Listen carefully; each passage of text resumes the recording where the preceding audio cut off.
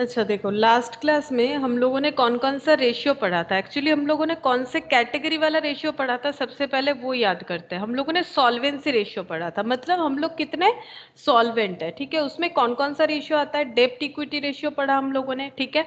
इसका फॉर्मूला क्या था, डेप्ट डिवाइडेड बाई इक्विटी, मतलब हमारे पास कितना खुद का पैसा है, कितना लोन लिया हुआ पैसा है। टोटल एसेट टू डेप्ट, मतलब हमारा जो लोन है उसके अगेंस्ट में हमारे पास कितना एसेट है, वो पता करने के लिए टोटल एसेट टू डेप्ट रेशियो और प्रोप्राइटरी रेशियो पढ़ा था। और आज हम लोग पढ़ेंगे इंटरेस्ट कवरेज रेशियो। नेक्स्ट जो हम लोग पढ़ेंगे that is interest coverage ratio. और प्रोप्राइटरी रेशियो क्या था, देखो प्रोप्राइटरी रेशियो में था, ये देखो प्रोप्राइटरी रेशियो मतलब टोटल एसेट में कितना शेयर होल्डर फंड है, ठीक है।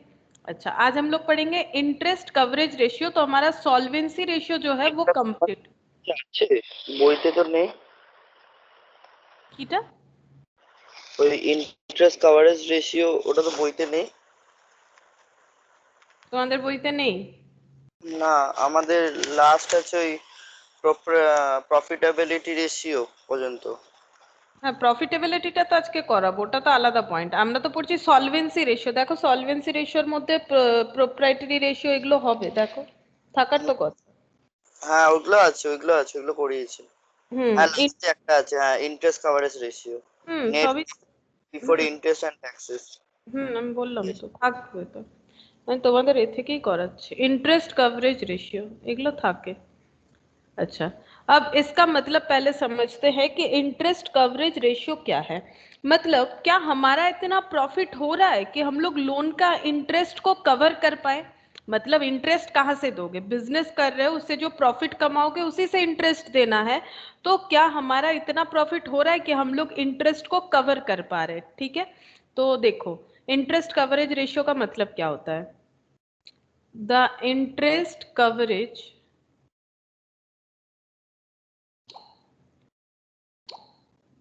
ratio is the relationship between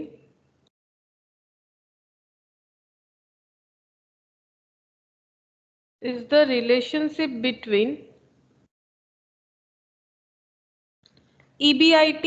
EBIT का मतलब भी बताएंगे। EBIT मतलब होता है earning before interest and tax. Relationship between EBIT and interest payable. Interest payable बता रहे हैं, इसका मतलब क्या होता है पहले लिखवा देते हैं। Interest payable, it indicates the capacity, it indicates the capacity of the organization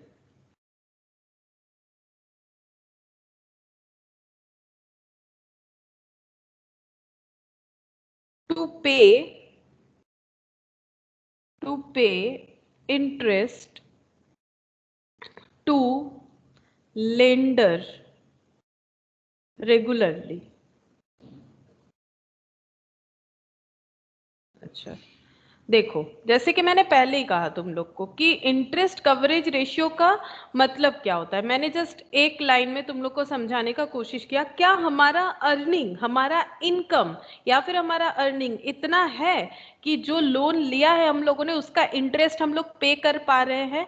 उसी को चेक करने के लिए हम लोग interest coverage ratio find out करेंगे। मतलब क्या हम लोग इतना सॉल्वेंट है कि हम लोग ये चेक कर ले कि हम लोग इंटरेस्ट पे कर पाएंगे कि नहीं। देखो क्या लिखा हुआ है, the interest coverage ratio is the relationship, किसका रिलेशनशिप है, earning before interest and tax. अगर एक बार ये बिफोर इंटरेस्ट एंड टैक्स वाला कंसेप्ट छोड़ देते जो कि तुम लोग को नहीं पता है, तो किस चीज का रिलेशन बताया जाता है, अर्निंग और इंटरेस्ट पेबल, जो कि हम बार बार बता रहे हैं कि कितना अर्निंग है, कितना हम लोग इंटरेस्ट पे करना है, उसके अंदर जो रिलेशन है उसी के लिए हम लोग इंटरेस्ट कवरेज रेशियो यूज करते हैं। It indicates the capacity of the organisation to pay interest to lender regularly. ये क्या इंडिकेट करता है, कैपेसिटी, कि एक ऑर्गेनाइजेशन का कैपेबिलिटी क्या है, क्या वो अपना इंटरेस्ट जो लोन के लिए लिया गया है वो लेंडर को रेगुलरली पे कर सक रहा है या फिर नहीं कर सक रहा है।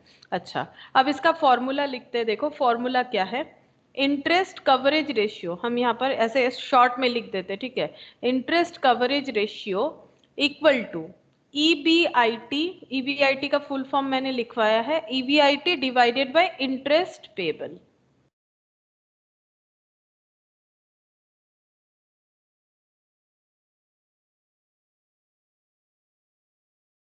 अच्छा, अब ईबीआईटी का मतलब क्या होता है, देखो ईबीआईटी का मतलब होता है earning before interest and tax. मतलब टैक्स और इंटरेस्ट पे करने के पहले का जो अर्निंग है उसे हम लोग बोलते हैं ईबीआईटी। मतलब हम लोगों ने बिजनेस से कितना कमाया है, ठीक है। अच्छा, अब टैक्स तो बाद में पे किया जाता है, अगर हमारे बिजनेस में प्रॉफिट है तो टैक्स पे किया जाता है, अगर लॉस है तो टैक्स पे करने का जरूरत नहीं होता है, ठीक है। ये नेक्स्ट पॉइंट हो जाता है, टैक्स वाला पॉइंट।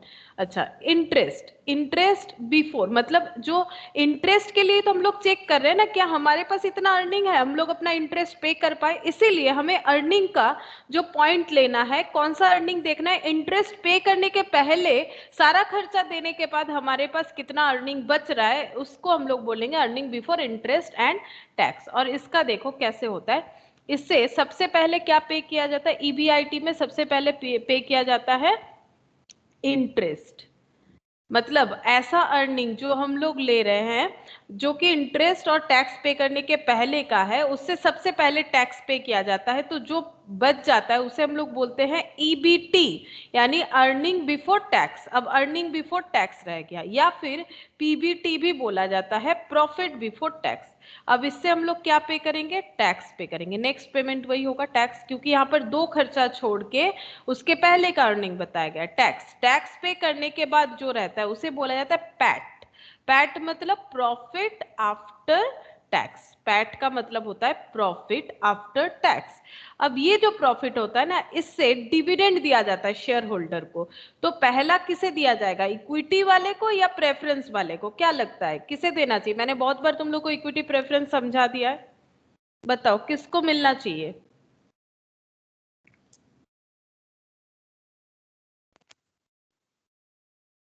बताओ। इक्विटी वाले को डिविडेंड पहले मिलना चाहिए, प्रेफरेंस वाले को? लास्ट क्लास में भी तो हम बता रहे थे category of share, equity, preference.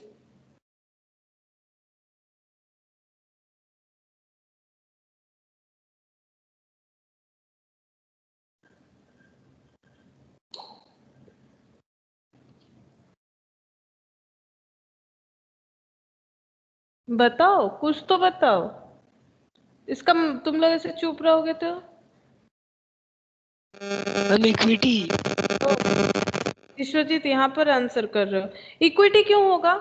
पहले किसको मिलना चाहिए, पहले इक्विटी वाले को देंगे या प्रेफरेंस वाले को देंगे? बताओ कौन से लोग घर वाले हैं, मतलब मान लो घर पे बहुत सारे लोग हैं और गेस्ट भी है, तो पहले खाना किसे दोगे, गेस्ट को दोगे या घर पे जो लोग हैं उनको दे दोगे? गेस्ट गेस्ट तो फिर गेस्ट गेस्ट, गेस्ट कौन है यहाँ पर, इक्विटी या प्रेफरेंस? बताओ, पूरा कंपनी अकाउंट तुम लोग पढ़ लिया और अब तुम लोग नहीं बता पा रहे हो। Preference. Preference dividend, preference dividend पहले दिया जाएगा, जो बचेगा उसे हम लोग बोलेंगे पूरा का पूरा वो अवेलेबल हो जाता है फॉर इक्विटी शेयर होल्डर, जो बचेगा वो पूरा का पूरा available for equity share holder हो जाएगा, ठीक है।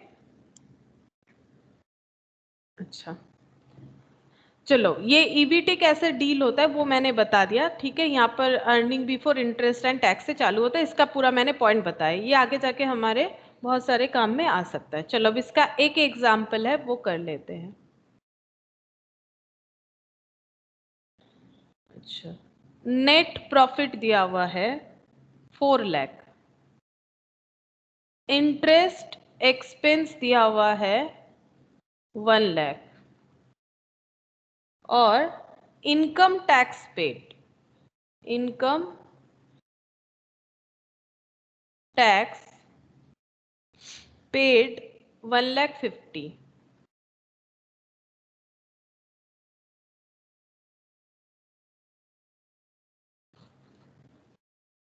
Calculate interest coverage ratio. बताओ, इंटरेस्ट कवरेज रेशियो का मतलब हमें याद रहेगा तो फॉर्मूला भी याद रहेगा। मतलब क्या है, क्या हमारे पास इतना अर्निंग है कि हम लोग इंटरेस्ट पे कर पाते हैं? तो interest coverage ratio equal to क्या होता है बताओ, फॉर्मूला क्या था? क्या हमारे पास इतना अर्निंग है कि हम लोग इंटरेस्ट पे कर पाए? और अर्निंग कौन सा लेना है? EBIT divided by interest payable, ये फॉर्मूला है। अच्छा, अब मुझे बता दो यहाँ पर क्या क्या लिखना चाहिए हमें। इंटरेस्ट पेबल कितना है, चलो ये तो बता ही सकते हो ना। Net profit, interest expense, income tax paid, ये दिया हुआ है। इंटरेस्ट पेबल कितना है?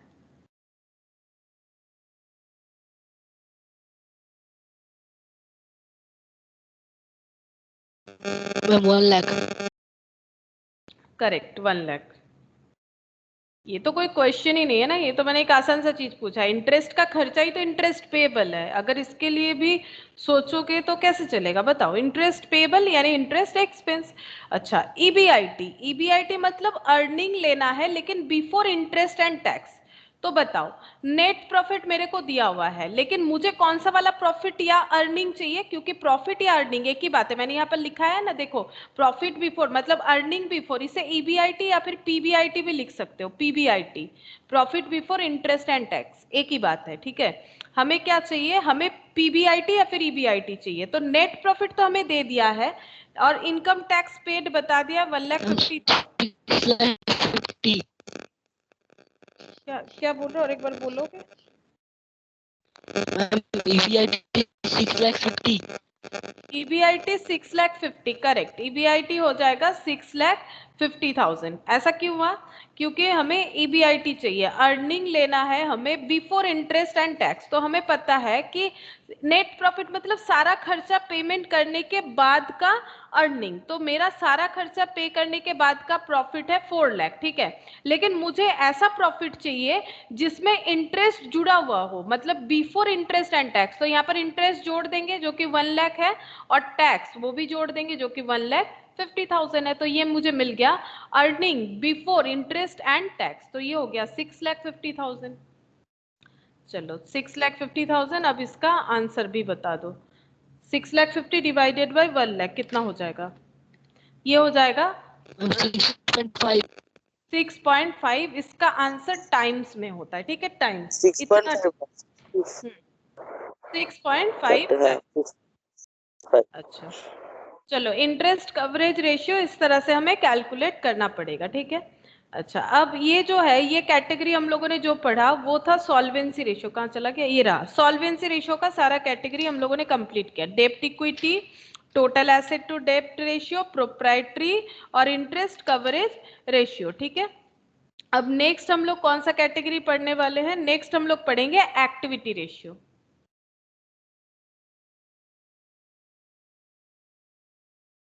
नेक्स्ट हम लोग पढ़ेंगे activity ratio.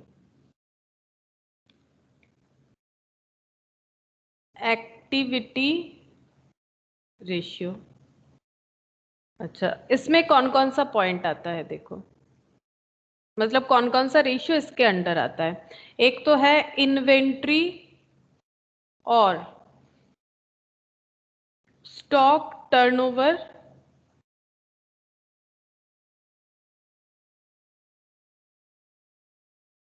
Ratio.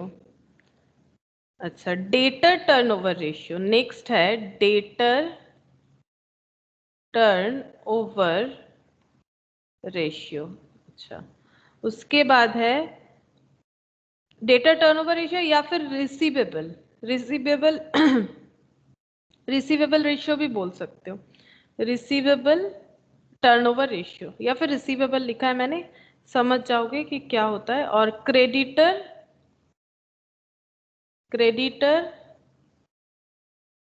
Turnover ratio और पेबल, क्योंकि क्रेडिटर पेबल होता है तो पेबल, ठीक है। अच्छा, और लास्ट है working capital turn over ratio, ठीक है।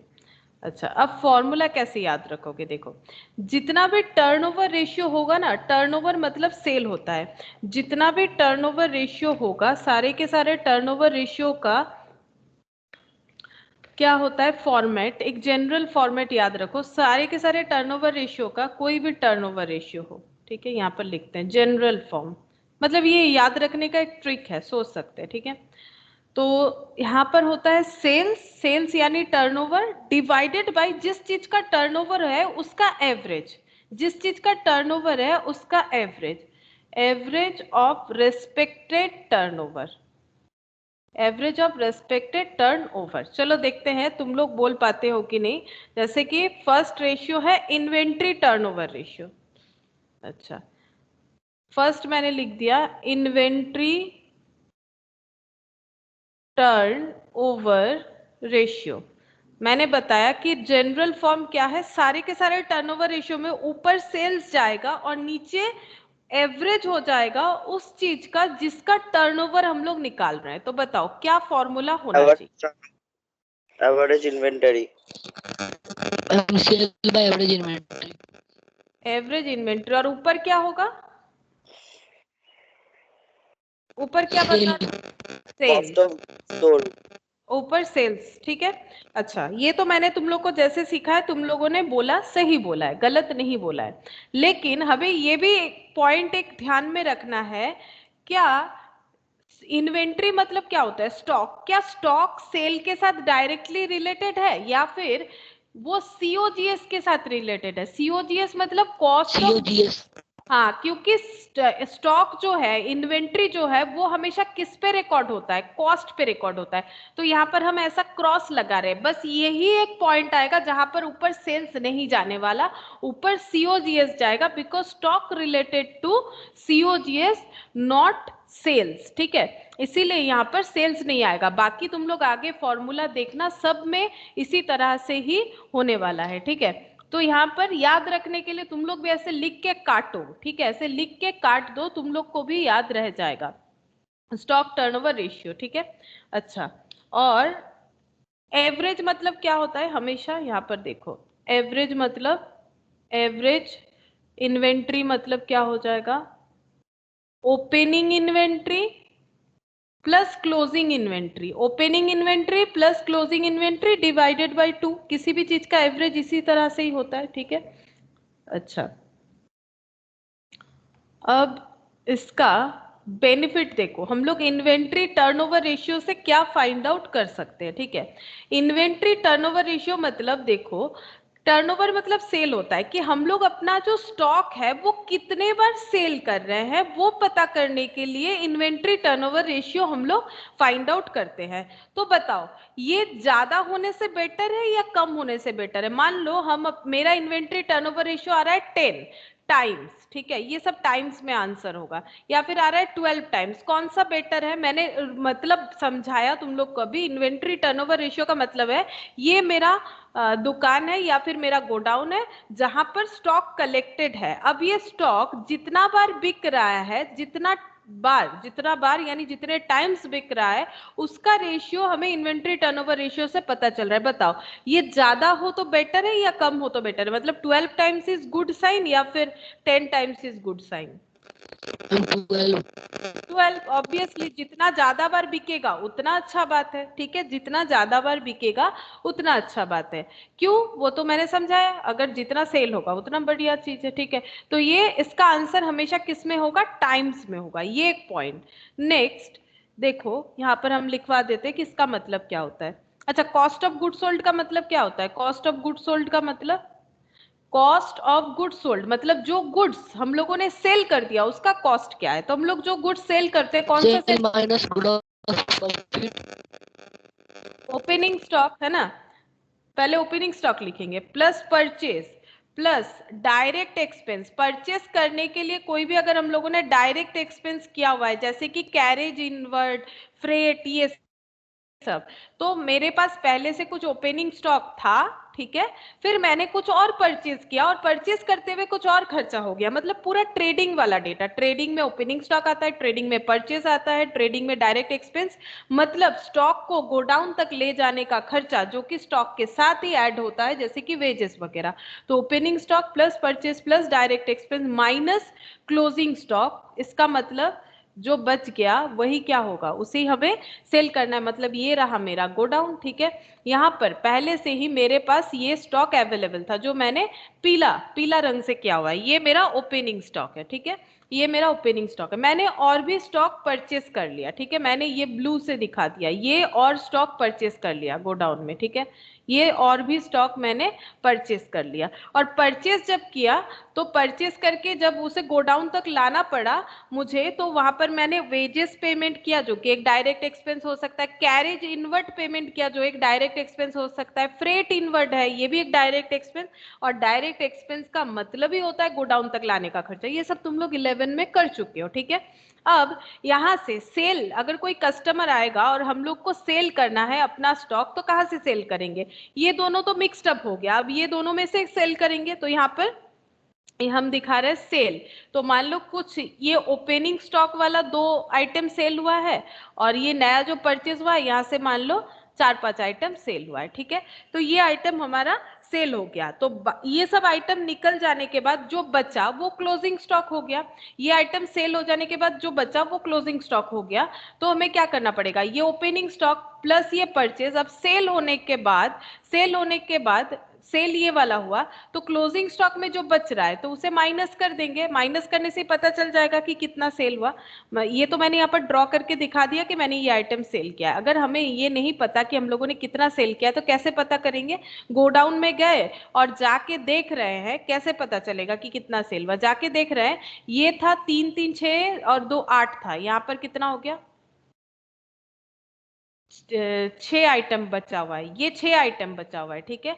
और ये मैंने जितना सारा ड्रॉ किया है यहाँ से मान लो 1 2 3 4 5 6 7 8 9 10 बचा हुआ है, 1 2 3 4 5 6 7 8 9 10 11 12 13 14 15 16, चलो 1 2 3 4 5 6 7 8 9 10 11 12 13 14 15 और 1 2 3 4 5 6 7 8 9 10 11 12 13, मतलब यहाँ पर 13 आइटम है। तो कितना सेल हो गया, ये वाला आइटम जो है वो 2 आइटम सेल हुआ है, अगर ये 15 है और ये 8 है तो यहाँ से 6 बचा हुआ है, तो और 2 आइटम सेल हुआ है, तो ये हो गया मेरा सेल। तो कैसे पता चला, ये क्लोजिंग स्टॉक चेक करके opening stock plus purchase minus कर दिया मैंने क्लोजिंग स्टॉक, तो पता चल गया कि कितना मेरा COGS है, मतलब कितना स्टॉक हम लोगों ने सेल कर दिया, उसका कॉस्ट क्या है, ठीक है। अच्छा, ये गया COGS का फॉर्मूला। अच्छा, अब देखो यहाँ पर स्टॉक टर्नओवर रेशियो में हम लोग क्या फाइंड आउट कर सकते हैं कि, अच्छा यहाँ पर लिख देते हैं higher the better, higher the better, जितना ज्यादा होगा उतना अच्छा बात है, ठीक है, जितना ज्यादा होगा मेरा ये रेशियो, जितना ज्यादा होगा उतना अच्छा बात है, इसका मतलब मेरा उतना स्टॉक गोडाउन से सेल हो जा रहा है, ठीक है। अच्छा, अब यहाँ पर इसका मतलब देखो, the ratio define the relation between stock of finished goods and COGS, cost of goods sold, ठीक है। कॉस्ट ऑफ गुड्स सोल्ड मतलब कितना मेरा फिनिश गुड्स था और वो कितना सेल हो गया, ठीक है। This measures how quickly stock is sold, that is the number of times a company's stock turnover during a year, एक साल में कितना बार सेल होता है, ये रेशियो हमें ये दिखाता है कि एक साल में कितना बार सेल हो रहा है। ये हो गया इन्वेंट्री टर्नओवर रेशियो। चलो अब हम लोग इस पे एक एग्जाम्पल देखते हैं। क्वेश्चन दिया हुआ है ओपनिंग स्टॉक ₹29,000, क्लोजिंग स्टॉक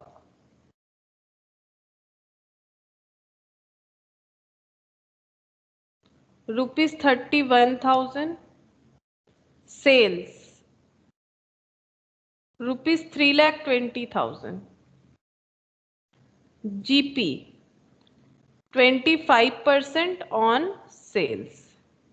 बस इतना इंफॉर्मेशन दिया हुआ है और कह रहा है कि कैलकुलेट करो इन्वेंट्री टर्नओवर रेशियो। बताओ कैसे कैलकुलेट करोगे? Calculate inventory turnover ratio.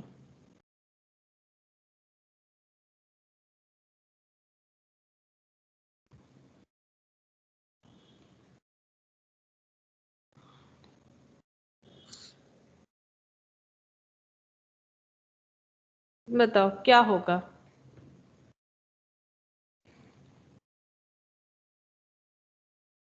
Inventory turnover ratio equal to sales होता है। मैंने बताया कि टर्नओवर मतलब sales, sales divided by average जिस चीज का टर्नओवर है, तो एवरेज इन्वेंट्री। बट अभी अभी हम लोगों ने सीखा क्योंकि इन्वेंट्री का मतलब स्टॉक होता है, that is related to cost, then cost ये good COGS, sold. Cost of good sold. तो अब तुम लोग बता दो क्या होगा आंसर। मैंने तो सारा चीज बता दिया है कि कॉस्ट ऑफ गुड सोल्ड कैसे। Average inventory 30,000। हाँ हाँ 30,000 करेक्ट। एवरेज इन्वेंट्री 30,000 कैसे? Opening plus closing divided by 2। तो ये देखो एवरेज इन्वेंट्री हो जाएगा, ओपनिंग कितना है? ओपनिंग है 29 ना 31, कितना है? 29,000 प्लस 31,000 प्लस 31,000 डिवाइडेड बाय 2। तो ये कितना हो गया? 60,000 डिवाइडेड बाय 2, 30,000। बस सिंपल। अच्छा अब ये सीओजीएस भी बता दो। सीओजीएस मतलब वो स्टॉक जो हम लोगों ने बेच दिया है उसका कॉस्ट। तो बताओ कितना स्टॉक बेचा है, पहले ये बताओ।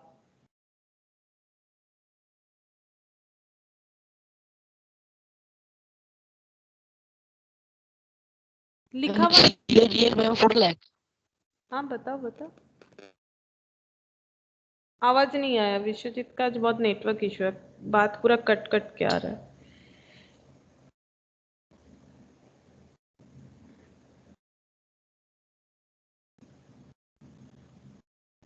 और एक बार बताओ, नहीं तो लिख के बताओ व्हाट्सएप पे। सीओजीएस बताओ। ये প্রিয়াংশু কিছুই বলবে না, এগুলো তো 11 এর জিনিস, তো নতুন কিছু নয়। আমি বলছি না বলে কি হবে, বসে থাকো। পড়লে তো বলতে পারবে, বলছি বলছি বললে কি আর বলা যায়? বলা যায় না। 2,40,000। 2,40,000 नॉट 50, 2,40,000। 2,40,000। कैसे कैलकुलेट किया बताओ? मैम 3,20,000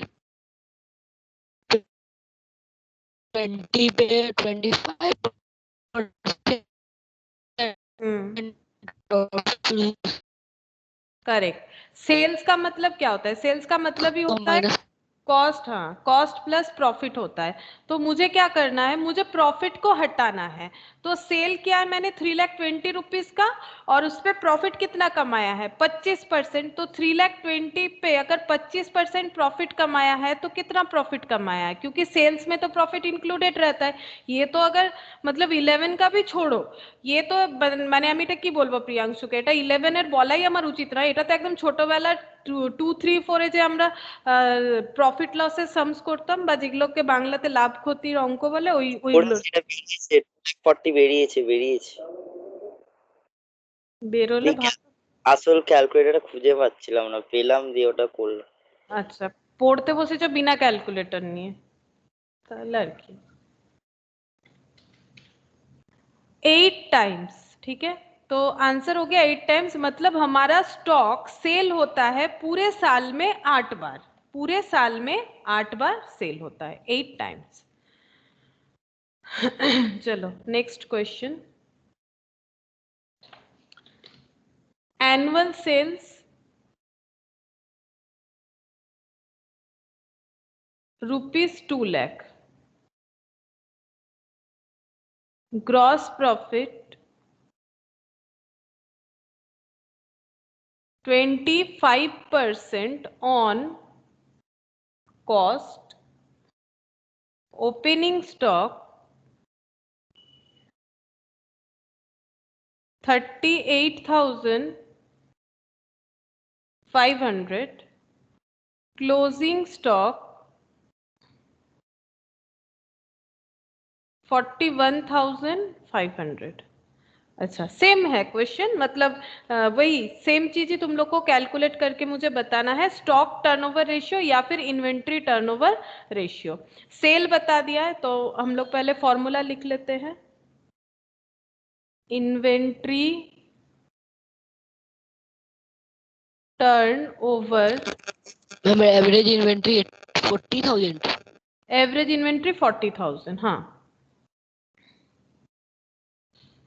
अच्छा तुम लोग लेकिन एग्जाम में सीओजीएस मत लिखो, तुम लोग पूरा चीज लिखना, ठीक है? सीओजीएस नहीं, कॉस्ट ऑफ गुड्स सोल्ड। अच्छा और एवरेज, एवरेज भी तुम लोग को पूरा लिखना है। ये हम बार बार ये सब चीज बता दे रहे, फिर भी अगर तुम लोग मेरा देखा देखी गलत लिखोगे तो फिर प्रॉब्लम तुम लोग को ही होने वाला है, मुझे कोई प्रॉब्लम नहीं है। अच्छा एवरेज, ये एवीजी हम लिखते हैं, तुम लोग मत लिखो क्योंकि तुम लोग को उसी टाइम के अंदर पूरा लिखना है। चलो एवरेज इन्वेंट्री सही बताया है विश्वजीत ने, 38,500 प्लस क्लोजिंग वाला कितना था, 41,500 डिवाइडेड बाई 2, तीन আসছে না 40,000 एवरेज इन्वेंट्री। अब सीओजीएस बता दो, कॉस्ट ऑफ गुड सोल्ड, मतलब वो वाला स्टॉक जो हम लोगों ने सेल कर दिया है उसका कॉस्ट क्या है।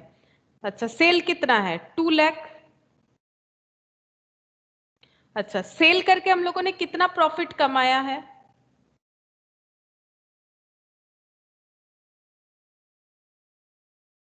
मैम 25%। बट गलत, 25% के पीछे क्या लिखा हुआ है, ये बहुत इंपॉर्टेंट पोर्शन। मैम 75%। अच्छा सही, 25% ऑन कॉस्ट है, सही बोल रहे हो विश्वजीत। और 25% यहाँ पर जो था ना वो ऑन सेल था।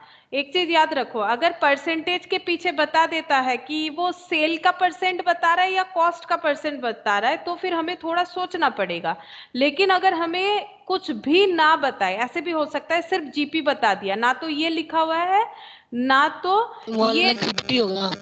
ना तो ये लिखा हुआ है 1,60,000 होगा, ना तो ये लिखा हुआ है, तो फिर हमें मानना है सेल के ऊपर। मेरा पॉइंट पहले सुन लो, नहीं तो फिर तुम लोग नेक्स्ट क्वेश्चन में नहीं कर पाओगे। अगर ऑन सेल या फिर ऑन कॉस्ट मेंशन नहीं किया हुआ है then always assume on sales, क्योंकि जीपी हमेशा सेल के ऊपर ही होता है। देखो ये चीज मैंने तुम लोग को बहुत बार सिखाया है, प्रॉफिट कॉस्ट और सेल ये तीनों चीज आपस में रिलेटेड है, ठीक है? क्योंकि हम लोग कॉस्ट जो बेयर करते हैं उस पर प्रॉफिट लगा के सेल करते हैं। अब बताया है प्रॉफिट 25% ऑन कॉस्ट, कॉस्ट के ऊपर 25% प्रॉफिट। तो अगर कॉस्ट 100 रुपया है, क्योंकि परसेंटेज है तो हमें 100 मानना पड़ेगा, तो प्रॉफिट 25 है तो सेल कितना होगा। अगर प्रॉफिट 25 रुपया है, कॉस्ट 125। करेक्ट 125 सेल प्राइस हो गया। हमारे यहाँ पर सेल कितना बता के रखा है, 2 लाख। और मुझे क्या चाहिए, मुझे 2 लाख से प्रॉफिट हटाना है या फिर डायरेक्ट कॉस्ट निकाल सकते हैं। प्रॉफिट ना भी निकाले चलेगा ना, डायरेक्ट कॉस्ट निकाल सकते हैं। अगर प्रॉफिट निकालेंगे फिर लेस करके कॉस्ट निकालना पड़ेगा। सिंपल, हम लोग डायरेक्ट यूनिटरी मेथड से कॉस्ट निकाल लेंगे। तो अगर 125 रुपए इक्विवेलेंट टू 100 है, मतलब 125 सेल प्राइस होने पे कॉस्ट अगर 100 रुपया है, तो 2 लाख सेल प्राइस होने पे कॉस्ट कितना होगा, 100 बाई 125 इंटू 2 लाख, कितना हो रहा है।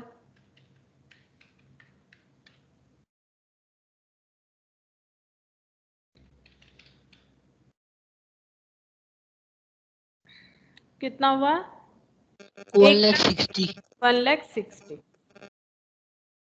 अच्छा, अब डिवाइड कर दो 1,60,000 डिवाइडेड बाई 40,000, 4 टाइम्स, ठीक है, रुपीज रुपीज कैंसिल हो गया यूनिट 4 टाइम्स, मतलब यहाँ पर जो इन्वेंट्री टर्नओवर रेशियो है वो 4 टाइम्स है। तो यहाँ पर देखो 2-3 पॉइंट सीखने को मिला हमें। एक तो अगर प्रॉफिट ऑन कॉस्ट दिया हुआ है तो हमें ये थिंक करना चाहिए कि इसका मतलब ये नहीं है कि ये सेल के ऊपर डायरेक्ट लगा ले, लेकिन अगर 25% ऑन कॉस्ट या ऑन सेल्स नहीं बताया गया है तो ऑलवेज एज्यूम ऑन सेल्स, क्योंकि प्रॉफिट हमेशा सेल के ऊपर ही होता है। और इसका एक शॉर्टकट भी बताते, 25/100, इसको अगर सिंप्लीफाइड करोगे तो ये आ जाएगा 1/4, ठीक है, 1/4।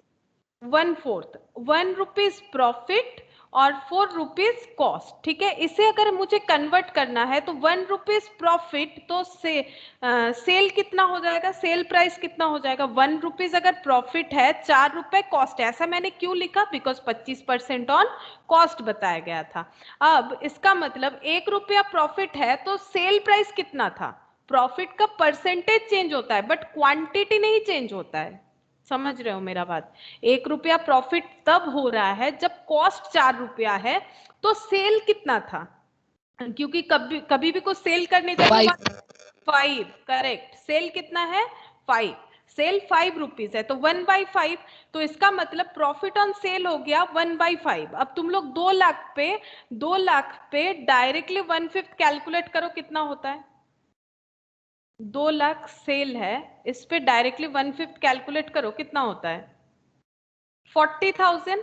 तो 40,000 क्या आ गया, प्रॉफिट, क्योंकि प्रॉफिट क्या है 1/5, 1/5 प्रॉफिट है सेल प्राइस के ऊपर, तो कितना प्रॉफिट है 40,000। अब 2 लाख से 40,000 माइनस कर दो, वो भी 1,60,000 होगा। तो मैंने 2 मेथड बता दिया, तुम लोग को जो सही लगे तुम लोग उसको फॉलो कर लेना, ठीक है, जो सही लगे। और ये मैंने ऐसे भी तुम लोग জি को হ্যাঁ প্রফিটের ওই কস্ট একবার বলবে? আরেকবার বলো, শুনতে পেলাম না কোনটা। কস্ট প্রফিটের কস্ট আর সেলটা একবার বলবে? কস্ট অন সেল কোনটা বলছো বলো তো, আমি কথাটাই কেটে 20% অন কস্ট আর আগেরটা যেটা ছিল 25% অন সেল, ওই জিনিসটা এটা বললে না, ওটা একবার বলবে? হ্যাঁ, তো অন কস্ট মানে এটা কস্টের উপরে প্রফিটটা বলছে, মানে ধরো তুমি একটা জিনিস 100 টাকায় কিনে এনেছো, ঠিক আছে, সেটাকে 125 টাকায় বিক্রি করেছো, তাহলে কত প্রফিট, 25 টাকা। 25 টাকা। এবারে আমি যদি জিজ্ঞেস করি যে তোমার প্রফিটের পার্সেন্টেজটা কস্টের ওপর কত আর সেলের ওপর কত, কস্ট মানে যে টাকাটা দিয়ে তুমি কিনে এনেছো, সেল মানে যে যে দামে তুমি বিক্রি করেছো, এটা এটা হচ্ছে ক্রয়, এটা বিক্রয় মূল্য, ঠিক আছে, মানে এটা কিনেছো এত টাকাতে বিক্রি করেছো, তাহলে তোমার প্রফিটটা, এটা প্রফিট, ঠিক আছে।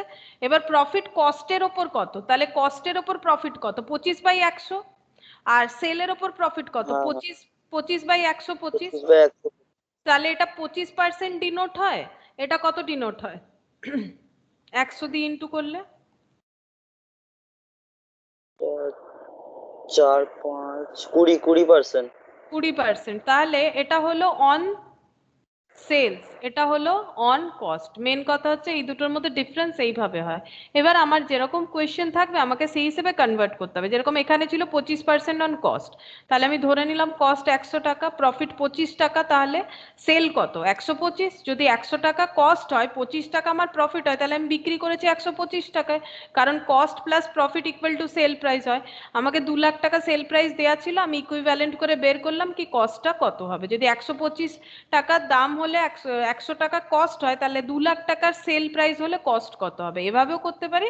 আদারওয়াইজ আমি এভাবেও করতে পারি কি এখান থেকে আমি পাচ্ছি 1/4 profit on cost, then 1/5 profit on sales. যদি প্রফিট অন সেলস 1/5 হয় তাহলে সেলের উপর প্রফিট 2 লাখের উপর 40,000, আর যদি 40,000 প্রফিট হয় 2 লাখের মধ্যে, তাহলে কস্টটা কত ছিল 1,60,000। আমরা যে কোনো একটা মেথড ধরে করতে পারি, বোঝা গেল? হ্যাঁ, এবার বুঝেছি। ओके, चलो next question.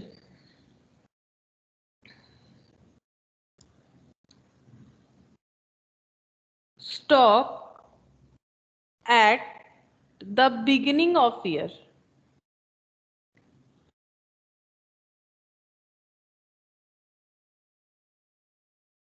60,000. Stock at the end of year, rupees 1 lakh. अच्छा, stock turnover ratio 8 times. Selling price 25% above cost. Calculate GP and sales. देखो क्वेश्चन इन्वेंट्री टर्नओवर से रिलेटेड है, बट क्वेश्चन का जो आंसर है वो कुछ और पूछ रहा है, ठीक है। हमें बिगिनिंग का स्टॉक दे दिया है, एंडिंग का मतलब ओपनिंग एंड क्लोजिंग स्टॉक दे दिया है, स्टॉक टर्नओवर रेशियो जो अभी तक हम लोग कैलकुलेट कर रहे थे वो बता दिया है। सेलिंग प्राइस बोल रहा है कि 25% एबव कॉस्ट है, एक ही बात है, ऑन कॉस्ट बोल लो एबव कॉस्ट बोल लो, बात तो एक ही है। कैलकुलेट करके बताओ मुझे जीपी और सेल्स क्या होगा। तो कैसे कैलकुलेट करेंगे? सबसे पहले हमें पता है कि इन्वेंट्री टर्नओवर रेशियो का मतलब क्या होता है, तो हम लोग यहाँ पर लिखते हैं, चलो, स्टॉक टर्न ओवर रेशियो। बोलो, स्टॉक टर्नओवर रेशियो का मतलब क्या होता है? COGS divided by average stock, ठीक है। Stock turnover, ma'am average stock 80। Average stock 80,000। अच्छा, एवरेज हो जाएगा 60 प्लस 1 लाख, कितना हो जाएगा? ये लो, एवरेज यहाँ पर हम करके दिखा देते हैं, 1 लाख प्लस 60,000। हम थोड़ा इसे शॉर्ट में लिखे, ठीक है। 1 लाख 60 बाई 2 करोगे तो 80,000, लेकिन तुम लोग कंप्लीटली करना। 80,000 हो गया। अब सीओजीएस, तो अब सीओजीएस हम लोग कैलकुलेट कर सकते हैं इसे क्रॉस मल्टीप्लीकेशन करके, बताओ कितना होगा? 80,000 प्लस 8 कितना हो जाएगा? 6 लाख 40, 6 लाख, हाँ 6,40,000 ये हमारा हो गया सीओजीएस। सीओजीएस मतलब कॉस्ट ऑफ गुड्स सोल्ड, ठीक है। लेकिन हम लोग को पूछा क्या है? पूछा है कि जीपी बताओ और सेल्स बताओ। सेल्स मतलब क्या होता है? सेल्स मतलब कॉस्ट प्लस प्रॉफिट, ठीक है, कॉस्ट प्लस प्रॉफिट, ये होता है सेल का मतलब। और जीपी का मतलब? जीपी 1,60,000। जीपी 1,60,000, अच्छा हाँ करेक्ट, जीपी 1,60,000 हो रहा है। देखो जीपी कितना होगा ये बता दिया है। सेलिंग प्राइस जो है वो 25% एबव कॉस्ट है, सेलिंग प्राइस, ठीक है। तो सेल अगर कॉस्ट अगर 100 है तो सेलिंग प्राइस कितना हो जाएगा? 125, क्योंकि यहाँ पर बताया है ना सेलिंग प्राइस जो है 25% एबव कॉस्ट है, या फिर कॉस्ट के ऊपर है, तो फिर प्रॉफिट हम लोग डायरेक्टली ऐसे भी तो कैलकुलेट कर सकते हैं। प्रॉफिट इक्वल टू कितना हो जाएगा? सेल 8 लाख। हाँ सेल्स 8 लाख, 6,40,000 इंटू कितना हो जाएगा? कॉस्ट के ऊपर बताया है 25%, तो इंटू 25% कर लो, ठीक है। तो ये प्रॉफिट आ जाएगा 6,40,000 इंटू 25%, ये हो गया 1,60,000, ये प्रॉफिट हो गया। अब सेलिंग प्राइस कितना हो जाएगा? 6,40,000 जो कॉस्ट है, इसके ऊपर 25% प्रॉफिट, क्योंकि सेलिंग प्राइस है 25% एबव कॉस्ट, तो हमारा कॉस्ट कितना है? 6,40,000, 6,40,000 का 25% कितना होता है? 1,60,000, और इतना से ज्यादा होगा तो 1,60,000 से ज्यादा होगा तो कितना हो जाएगा? 8 लाख, सिंपल 8 लाख, ठीक है। इस तरह से हो जाएगा। अगर यहाँ पर भी देखो तो भी हम लोग कर सकते हैं, कॉस्ट 100 है, सेल्स 25 है, तो प्रॉफिट कितना हो गया? 25। तो अगर इक्विवेलेंट करोगे तो भी होगा। हमारे पास कौन सा डेटा अवेलेबल है? कॉस्ट का डेटा अवेलेबल है, तो 100 इक्विवेलेंट टू 6,40,000। हमें प्रॉफिट और सेल प्राइस दोनों चाहिए, ठीक है। तो हम लोग 25 का इक्विवेलेंट निकाल सकते हैं, तो 6,40,000 डिवाइडेड बाई 100 इंटू 25, ये यूनिटरी मेथड से भी कर सकते हैं। तो 6,40,000 डिवाइडेड बाई 100 इंटू 25, ये हो गया देखो 1,60,000। 1,60,000 किसका इक्विवेलेंट निकला? 25। 25 क्या है? प्रॉफिट है। देखो यहाँ पर भी निकल गया इस तरह से। अब हमें क्या पूछा है? जीपी, प्रॉफिट, प्रॉफिट मतलब ही तो जीपी, 1,60,000 प्रॉफिट है। सेल प्राइस कितना है? 125 का इक्विवेलेंट निकाल लो, या फिर 6,40,000 से 160 को, सॉरी 1,60,000 को ऐड कर दो, कॉस्ट के साथ प्रॉफिट को ऐड करोगे तो सेल मिलेगा ना, तो ऐसे भी कर सकते हैं। या फिर यहाँ पर 100 मतलब 6,40,000, 125 मतलब कितना, तो भी कर सकते हो। 6,40,000 डिवाइडेड बाय 100 इंटू 125 करके देखो, डायरेक्ट 8 लाख आएगा। हम लोग बहुत सारे मेथड से कर सकते हैं, ठीक है। इसके लिए मेथड अप्लाई करने के लिए तुम लोग का मैथमेटिक्स अच्छा होना चाहिए, और सबसे बड़ा चीज है कि तुम लोग को कॉस्ट, सेल और प्रॉफिट ये सब का मतलब पता होना चाहिए, जो तुम लोग 11 में फाइनल अकाउंट्स में करते हो। जैसे ये जो प्रॉफिट है ये जीपी ही है, क्योंकि ट्रेडिंग वाला प्रॉफिट निकाल रहे। जीपी का मतलब क्या होता है, प्रोडक्ट को सेल करके जो प्रॉफिट आता है वही तो जीपी होता है, तो प्रॉफिट, ठीक है। अच्छा ये खत्म हो गया, चलो।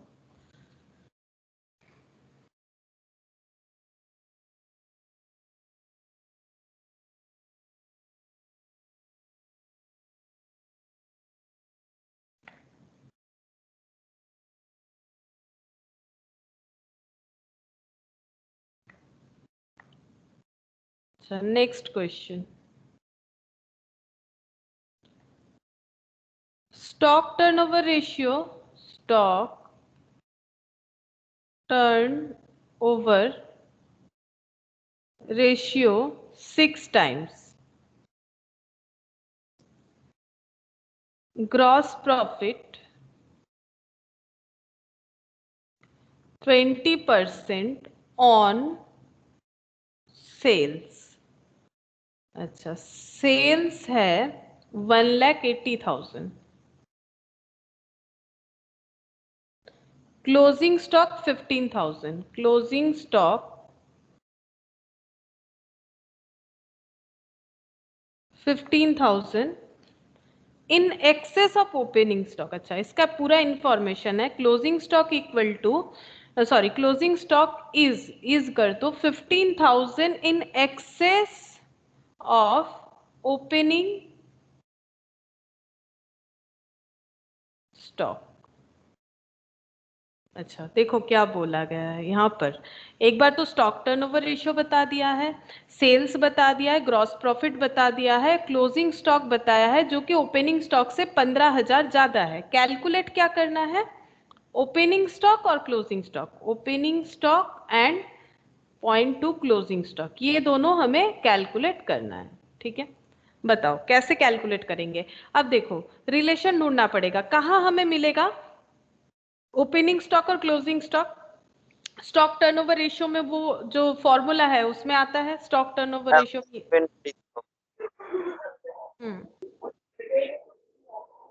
स्टॉक टर्नओवर रेशियो मतलब क्या होता है, COGS divided by average inventory.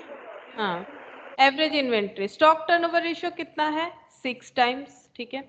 अच्छा सीओजीएस कितना है, सीओजीएस कितना होगा बताओ, ये तुम लोग कैलकुलेट कर सकते हो। सेल 1,80,000 है, प्रॉफिट बताया है सेल करके 20%, 20% ऑन सेल डायरेक्टली बता दिया है, तो बताओ सीओजीएस कितना होगा। 36,000।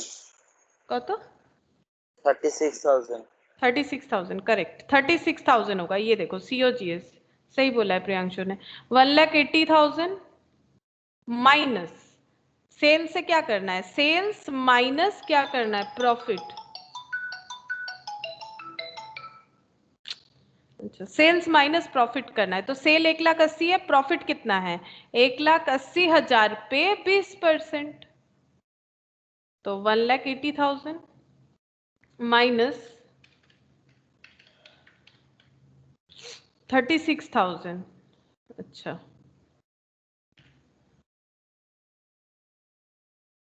সিওজিএস 36,000 কেন হবে, সিও এটা তো প্রফিটটা 36,000, ভুল বলেছিলে।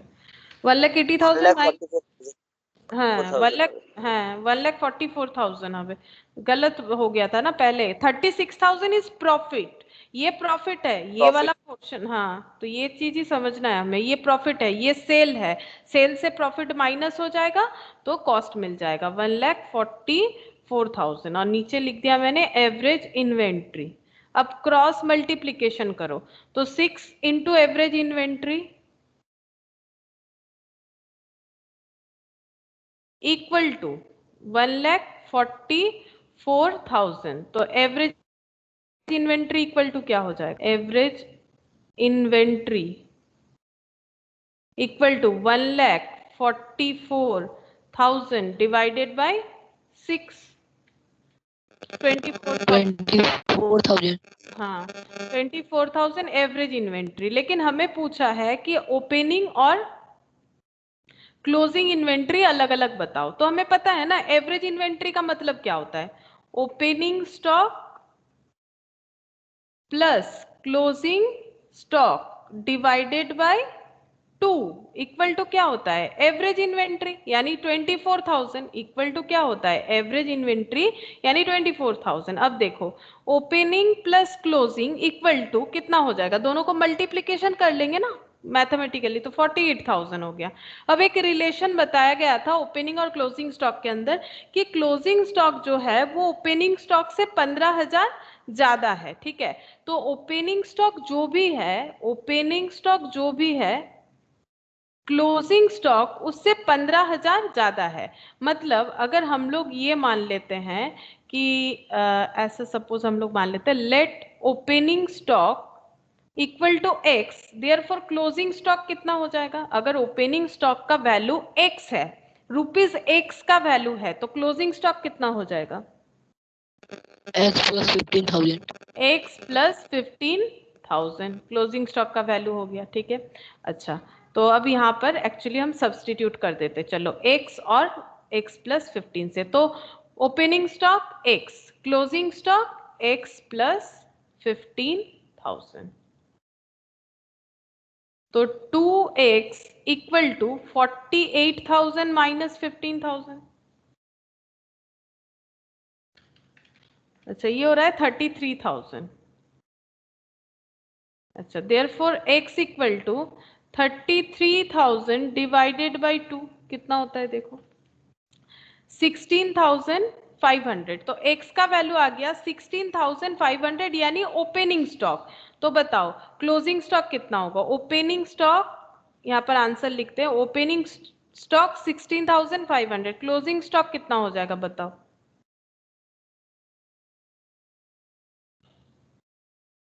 16,500 प्लस 31,500 हाँ प्लस 15,000 दैट इज 31,500 ऐसे होगा। तो देख रहे हो ना मैथमेटिकल कैलकुलेशन है लगभग। ठीक है, मतलब जो सॉल्विंग है प्रोसेस है उसमें मैथमेटिक्स हमें समझ में आना चाहिए कि अगर ये x होगा तो ये x प्लस 15,000 होगा, ज्यादा बोला है इसीलिए। अगर कम बोलेगा तो माइनस करना पड़ेगा, 2 गुना बोल सकता है। দিকটা লেখা হয়নি। কি বলছো? একবার একটু জুম করো না নিচের দিকটা, ওটা বুঝতে পারছি।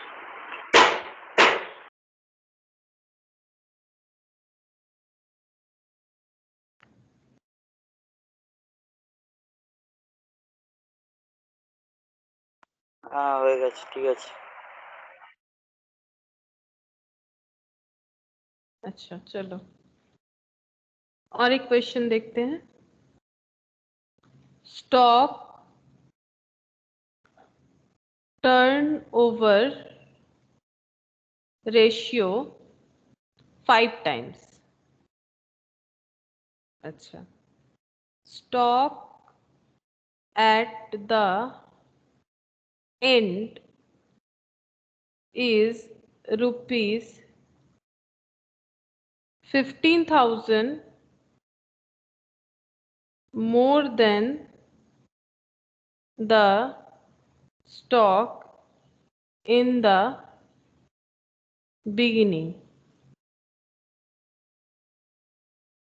अच्छा नेक्स्ट ये पॉइंट 1 ले लो, ये पॉइंट 2 लिख लो। पॉइंट 3 है sales rupees 2 lakh. Point 4 gross profit ratio, gross profit ratio 25%। And fifth point पे है करेंट लाइबिलिटीज रुपीज 50,000 और क्विक रेशियो, उसके बाद है quick ratio 0.75, quick ratio 0.75। Calculate क्या करने बोला है? Calculate current asset, calculate current asset. तो हम लोगों ने अभी तक जितना भी रेशियो पढ़ा है, सारा का सारा रेशियो यहाँ पर हम लोग यूज कर रहे हैं। जैसे कि देखो क्विक रेशियो, सारा नहीं मतलब लगभग 2-3 रेशियो यहाँ पर हम लोग एक साथ यूज कर पाएंगे। जैसे कि क्विक रेशियो यूज करना है, स्टॉक टर्नओवर रेशियो ये दिया हुआ है, ये हम लोग यूज कर सकते हैं। और इससे हमें कैलकुलेट क्या करने बोला है? कोई भी रेशियो नहीं बोला है कि ये वाला पर्टिकुलर रेशियो कैलकुलेट करो, बोला है कि करंट एसेट बताओ कितना है, करंट एसेट बताओ कितना है। तो हम लोग कैसे कर सकते हैं?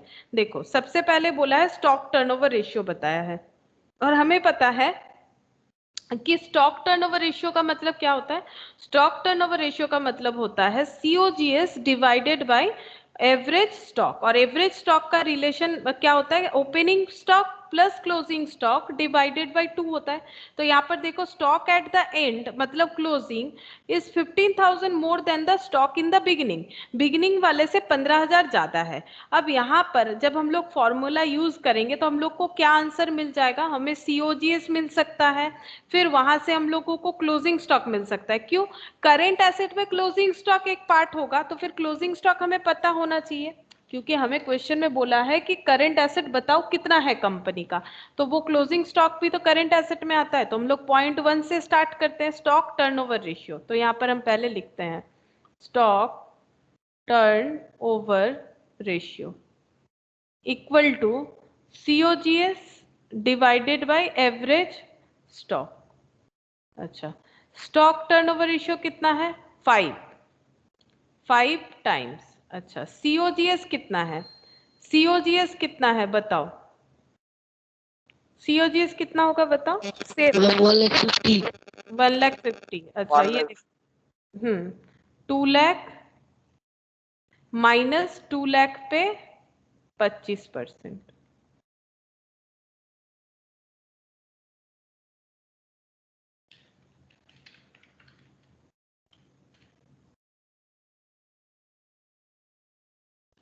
तो COGS हो गया 1,50,000। अच्छा, एवरेज स्टॉक कितना होगा? एवरेज स्टॉक कितना होगा यहाँ पर कैलकुलेट कर लेंगे एवरेज स्टॉक। तो 5 into average stock equal to 1,50,000। Therefore 30,000। 30,000, 30,000 हो गया एवरेज स्टॉक। और एवरेज स्टॉक का मतलब क्या होता है? Opening stock plus closing stock divided by 2। Average stock बता दिया है कितना? 30,000 मिल गया है हमें एक्चुअली। अच्छा, opening stock plus closing stock divided by 2। अब क्रॉस मल्टीप्लीकेशन करो, opening stock plus closing stock equal to 60,000। 60,000।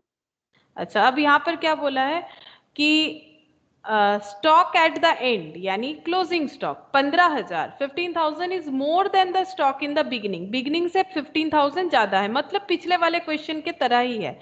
तो यहाँ पर हम डायरेक्टली एक बार लिख रहे हैं, अगर ओपनिंग स्टॉक मेरा x है तो क्लोजिंग स्टॉक कितना हो जाएगा बताओ?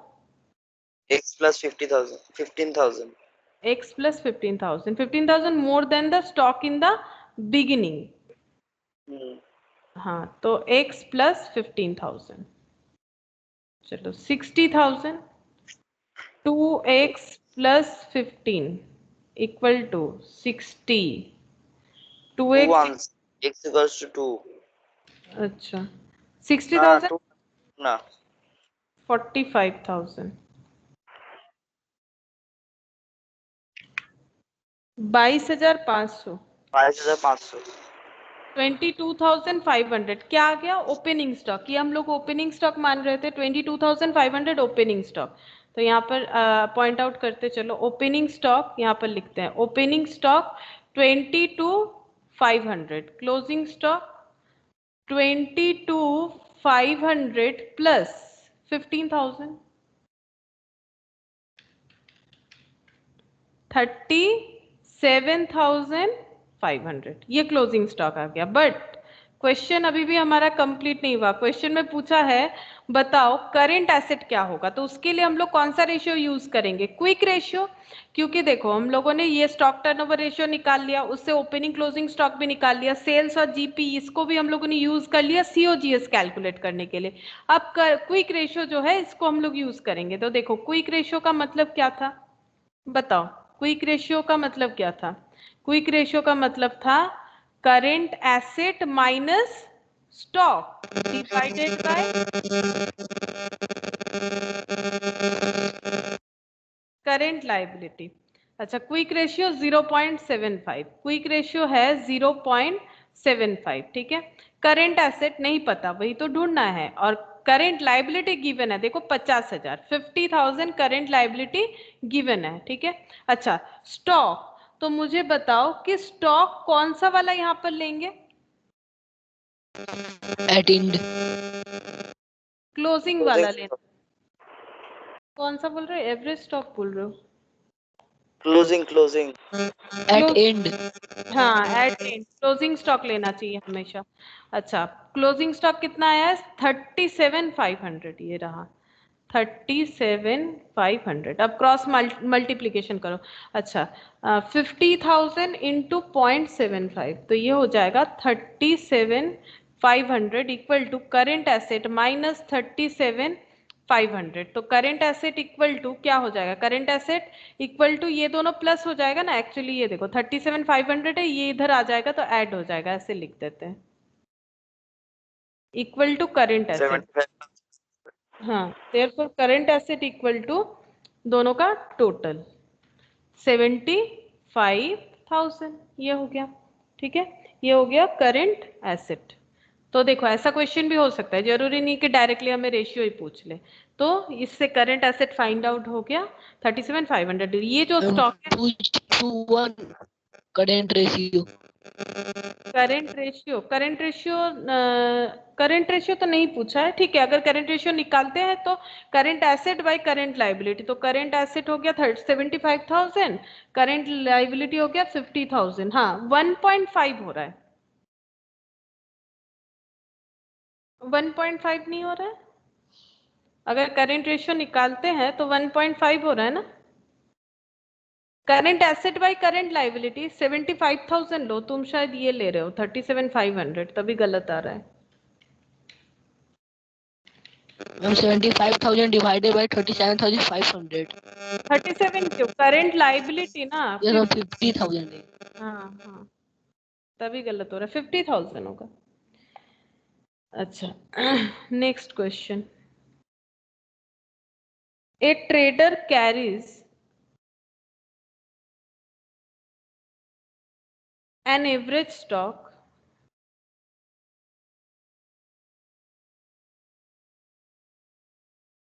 of rupees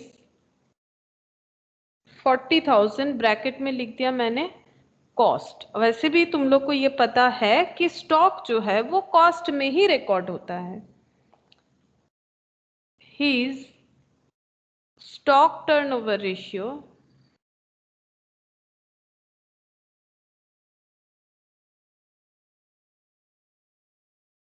is 8 times if he sells goods at a profit of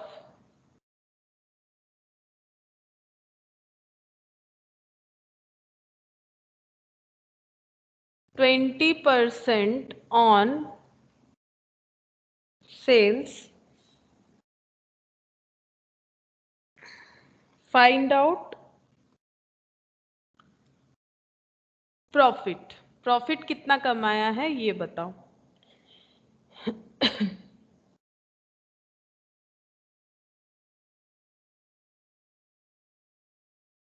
देखो ए trader carries an average stock 40,000, इसका एवरेज स्टॉक है एक ट्रेडर का 40,000। एवरेज स्टॉक मतलब opening plus closing divided by 2 करके ये आया है। His stock turnover ratio 8 times. अब स्टॉक टर्नओवर रेशियो का मतलब जो है वो हम लोग लिख लेते हैं, यही तो हम लोगों ने सीखा है stock turnover ratio. Stock turnover ratio क्या होता है, COGS divided by average stock, ठीक है। Stock. If he sells goods at a profit of 20% on sale, find out profit, ठीक है। स्टॉक टर्नओवर रेशियो कितना है? 8 टाइम्स। COGS नहीं पता, एवरेज स्टॉक पता है कितना? 40,000। तो COGS कितना हो जाएगा? क्रॉस मल्टीप्लीकेशन कर लेते हैं, कितना होगा बताओ? 3,20,000। अच्छा रे बुद्धि मैम 64,000 होगा। प्रॉफिट नहीं, प्रॉफिट तो 80,000, ये 3,20,000 हो गया COGS। अब हमें पूछा है कि प्रॉफिट कितना होगा अगर कॉस्ट इतना है। मतलब हम लोगों ने जो प्रोडक्ट बेच दिया वो हम लोगों ने खरीदा था 3,20,000 पे और बेचा है 20% प्रॉफिट ऑन सेल पे, तो सेल के ऊपर 20% प्रॉफिट है। तो इसका मतलब अगर हम ये 3 कॉलम कर लेते हैं, सेल का एक कॉलम, कॉस्ट का एक कॉलम और प्रॉफिट का एक कॉलम, तो मुझे बताओ यहाँ पर बोला है 20% प्रॉफिट ऑन सेल, तो प्रॉफिट 20 है, परसेंट है तो 100 मानेंगे। किसके ऊपर प्रॉफिट बताया है? सेल के ऊपर, तो सेल को 100 मानेंगे। तो कॉस्ट कितना होगा बताओ? अगर 100 रुपए का चीज बेच 80 करेक्ट, अगर 100 रुपए का सेल करके 20 रुपए प्रॉफिट कमा रहे तो 80 रुपीज उसका कॉस्टिंग आया होगा। अब हमें कॉस्ट बता दिया 3,20,000, हमारे पास एक इंफॉर्मेशन है किस रिगार्डिंग? Cost regarding. तो हमें क्या फाइंड आउट करना चाहिए? हम लोग 2 चीज फाइंड आउट कर सकते हैं, सेल एंड प्रॉफिट, बट हमें पूछा क्वेश्चन में क्या है? प्रॉफिट, तो हम लोग इसी को फाइंड आउट करेंगे, इसको जरूरत नहीं है। तो कैसे फाइंड आउट करोगे? नॉर्मल इक्विवेलेंट मेथड लगा के। तो कैसे लिखेंगे हम लोग? 80 इक्वल टू अगर 20 है तो 1 इक्वल टू 20/80, ठीक है। और 3,20,000 इक्वल टू कितना हो जाएगा? तो 20/80 इंटू 3,20,000,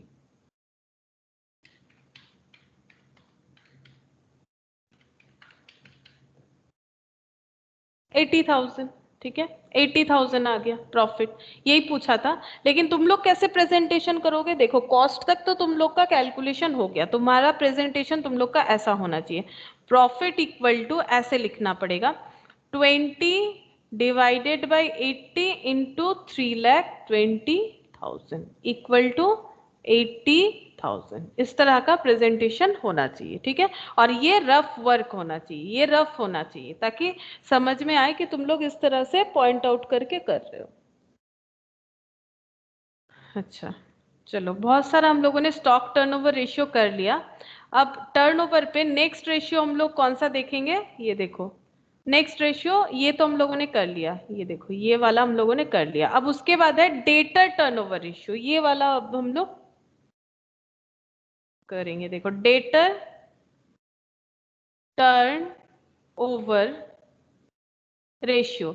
अच्छा, जैसे मैंने सिखाया तुम लोग वैसे ही मुझे इसका आंसर देने का कोशिश करो कि डेटर टर्नओवर रेशियो का फॉर्मूला क्या होगा? Sale by average debtor.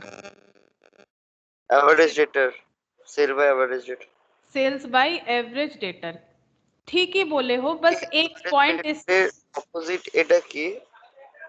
है মানে আমাদের এখানটাতে দেওয়া আছে trade receivable turnover, trade payable turnover, working capital turnover, inventory turnover ratio.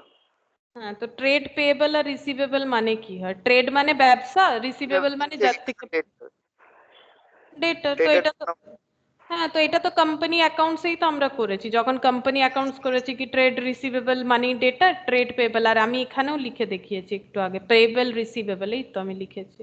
হ্যাঁ হ্যাঁ হ্যাঁ, ওটাই ওটাই। তাহলে ঠিক আছে ঠিক। कंसंट्रेशनই করছো না, ওই জন্যই তো বুঝতে পারছো না। अच्छा देखो, debtor turnover ratio sales divided by average debtor, but यहाँ पर एक पॉइंट एडिशन होगा। जैसे वहां पर मैंने काट के तुम लोग को लिखने बोला था, लिखो COGS, उसका रीजन भी बताया था क्यों लिखना है। इसीलिए लिखना है because cost is stock is related with cost, not with sale. उसी तरह से डेटर इज रिलेटेड जो है वो किस टाइप ऑफ सेल से रिलेटेड है? डेटर जो है वो किस टाइप ऑफ सेल से रिलेटेड है? 2 तरह का सेल होता है, एक कैश सेल, एक क्रेडिट क्रेडिट सेल। क्रेडिट। तो यहाँ पर जो एडिशन होगा क्रेडिट, तो देखो मैंने कलर चेंज करके लिखा है, तुम लोग भी कुछ हाईलाइट करके लिखो ताकि तुम लोग याद रख पाओ। वैसे बेसिक चीज है सेल्स डिवाइडेड बाय उसका एवरेज जिसका टर्नओवर हम लोग लिख रहे हैं, लेकिन कुछ कुछ पॉइंट जो एडिशन हो रहा है बिल्कुल लॉजिक के साथ हो रहा है, तो लॉजिकली याद रख पाओगे। तो डेटर, तो sales by average debtor, but debtor जो है वो सिर्फ और सिर्फ क्रेडिट सेल को रिलेट करता है, ना कि कैश सेल को, इसीलिए credit sales divided by average debtor. अच्छा चलो, इस रेशियो का मतलब समझो। इस रेशियो का मतलब है कि हम लोग जो सेल कर रहे हैं वो कितना बार जो है डेटर में टर्नओवर हो रहा है। तो ये रेशियो क्या हमें बताता है? दिस रेशियो, इसका मतलब लिखो, this ratio explain relation between credit sales and average debtor, credit sale and average debtor plus bills receivable। अच्छा, एवरेज डेटर में लेकिन बिल्स रिसीवेबल भी आ जाएगा। बिल्स रिसीवेबल तो डेटर के ऊपर ही ड्रॉ किया जाता है। अगर मान लो क्वेश्चन में बिल्स रिसीवेबल है तो ये भी उसे इंक्लूड करेगा, क्योंकि डेटर के ऊपर ही बिल्स ड्रॉ किया जाता है, इसीलिए this ratio indicates this ratio indicates number of time, indicates the number of times, कितना बार, जैसे स्टॉक टर्नओवर रेशियो ये बता रहा था स्टॉक कितना बार सेल हो रहा है, तो ये बताएगा the ratio indicates the number of times per year, एक साल में, that the average balance of debtor collected, ये बताएगा कि कितना डेटर हमारा कलेक्ट हो रहा है। एक्चुअली इसके साथ और एक हमारा जो रेशियो है वो होता है डेटर टर्नओवर रेशियो, और उसके साथ होता है डेप्ट कलेक्शन पीरियड। डेप्ट कलेक्शन पीरियड, डेप्ट कलेक्शन पीरियड मतलब जिसको हम लोग एवरेज क्रेडिट में सेल कर रहे हैं, अब कुछ दिन बाद, जैसे मान लो मैंने बोला है कि एक महीने बाद मुझे पैसा दे दो, आफ्टर 1 मंथ, मतलब 1 मंथ का मैंने क्रेडिट पीरियड अलाउड किया है। अब जैसे ही 1 मंथ होने आएगा वैसे ही हम क्या करेंगे, कलेक्शन के लिए बताएंगे कि अब मुझे मेरा कलेक्शन दे दो, तो वहां पर मेरा डेप्ट कलेक्शन पीरियड क्या हो गया, 1 मंथ। 1 मंथ बाद हम बोलेंगे कि अब पेमेंट मुझे कर दो, तो दैट इज डेप्ट कलेक्शन पीरियड। और डेप्ट कलेक्शन पीरियड हम लोग कैसे फाइंड आउट कर सकते हैं? डेप्ट कलेक्शन पीरियड इस तरह से होगा, 365 ले लो, या फिर 12 ले लो, या फिर 52 ले लो। ये सब क्या है, 365 डेज होता है, एक साल में 365 दिन होता है, एक साल में 12 मंथ्स होता है, और 1 ईयर में 52 वीक होता है। तो 1 ईयर मतलब 365 डेज, 1 ईयर मतलब 12 मंथ्स, 1 ईयर मतलब 52 वीक। अब हम लोग कोई भी एक चीज अप्लाई कर सकते हैं कि पूरे साल में हम लोग कितना बार कलेक्ट करने जा रहे हैं, दैट इज द डेप्ट कलेक्शन पीरियड, यानी डेटर कलेक्शन पीरियड। कितने दिन बाद कलेक्ट करने जा रहे हैं, डिवाइडेड बाई होता है debtor turnover ratio, debtor turnover ratio, ठीक है। तो वही चीज यहाँ पर बोला है कि क्या बताया जाता है कि हर साल में कितना बार हम लोग डेटर से कलेक्ट करने जा रहे हैं, वो इस रेशियो से हमें पता चलता है, ठीक है। तो इस रेशियो का स्टेप 1 तो है ये वाला, और स्टेप 2 है ये वाला, ठीक है। अब हम लोग कितने दिन के बाद जा रहे हैं उस ये पता करना है, तो 365 यूज करना है। अगर कितने मंथ बाद जा रहे हैं पैसा कलेक्ट करने ये फाइंड आउट करना है, तो 12 मंथ्स यूज करो, और अगर कितने वीक बाद हम लोग जा रहे हैं तो उसमें 52 वीक यूज करना है, ठीक है। अच्छा, ये जितना ज्यादा होगा उतना अच्छा है या खराब है? अगर मान लो हम 2 महीना छोड़ छोड़ के जा रहे हैं डेटर से कलेक्ट करने, ये अच्छा बात है, या फिर मान लो साल में 2 बार 6 मंथ्स गैप में मैंने डेटर से कलेक्शन किया, कौन सा बेटर होगा?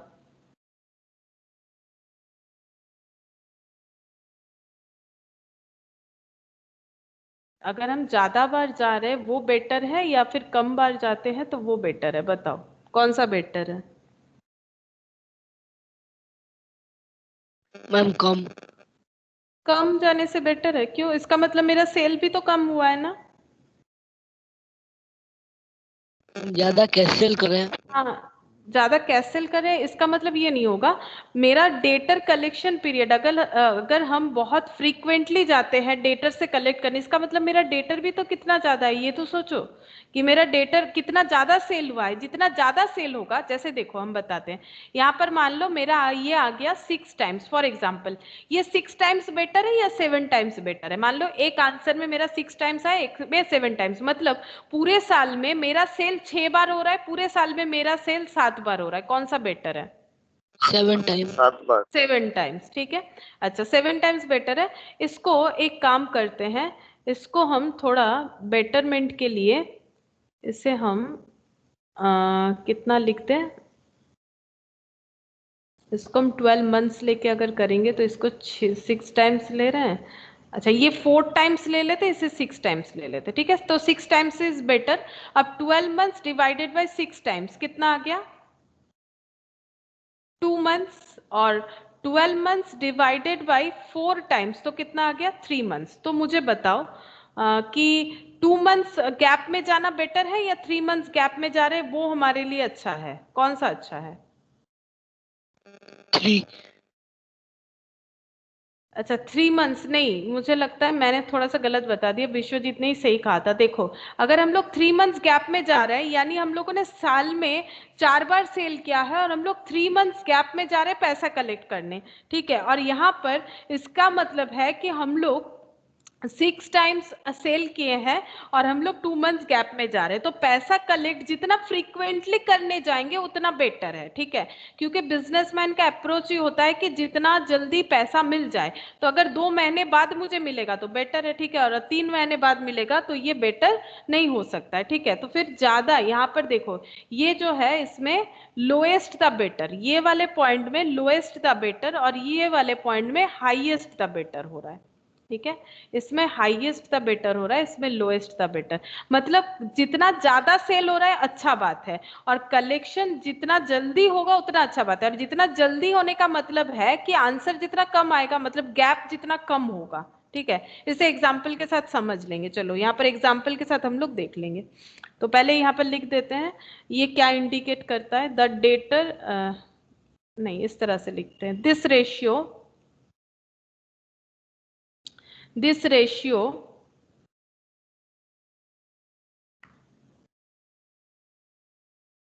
measure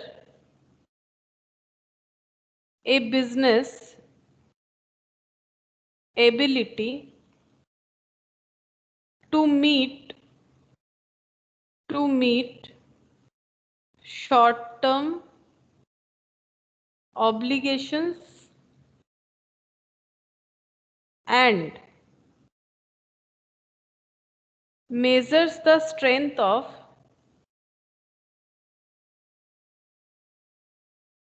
business current operation,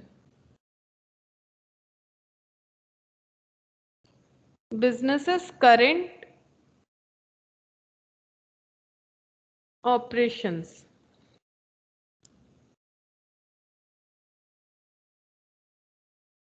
It is the indicator,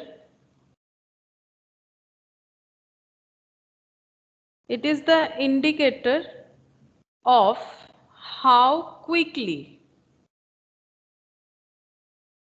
the debtor are transferred to cash, into cash required for operations and debt repayment. देखो, पॉइंट क्या बता रहा है? पॉइंट बोल रहा है कि ये रेशियो जो है ये हमें क्या मेजर करने में हेल्प करता है कि बिजनेस का क्या एबिलिटी है कि वो अपना short term obligations, short term मतलब 12 मंथ्स के अंदर पे, अगर हमें किसी को कुछ भी पेमेंट वगैरह करना है, कोई भी ऑब्लिगेशंस को मीट करना है, कोई भी ऑब्लिगेशंस को राइट ऑफ करना है, तो क्या हमारा वो एबिलिटी है, वो मेजर करने में हेल्प करता है। इसके अलावा और क्या मेजर करता है? The strength of business current operation, business का करंट ऑपरेशन का स्ट्रेंथ क्या है, कैसे पता चलेगा? क्योंकि जितना ज्यादा डेटर में कन्वर्ट हो रहा है मेरा स्टॉक, क्योंकि पहले स्टॉक खरीदते हैं, स्टॉक सेल होता है, फिर सेल से डेटर बनता है, ठीक है, तो इसका मतलब मेरा सेल अच्छा हो रहा है। अगर मेरा डेटर अच्छा खासा है तो मेरा सेल भी अच्छा खासा हो रहा है, बट हाँ क्रेडिट सेल हो रहा है। It is the indicator of how quickly the debtor are transferred into cash. और इससे जितना जल्दी हम लोग कलेक्शन कर रहे हैं, जितना फ्रीक्वेंटली हम लोग कलेक्शन करने जाएंगे, उससे पता चलेगा कि डेटर कितना जल्दी जल्दी हमारा कैश में ट्रांसफर होने वाला है, ठीक है, क्योंकि वही कैश हमें चाहिए हमारे जो बिजनेस का ऑपरेशन है उसे आगे बढ़ाने के लिए और डेब्ट का रीपेमेंट करने के लिए। इसीलिए ये रेशियो हमारा जो ऑब्लिगेशंस है, शॉर्ट टर्म ऑब्लिगेशन, उसे मेजर करने में हेल्प करता है। अच्छा, एक एग्जांपल करते हैं, देखो, debtor turn over ratio.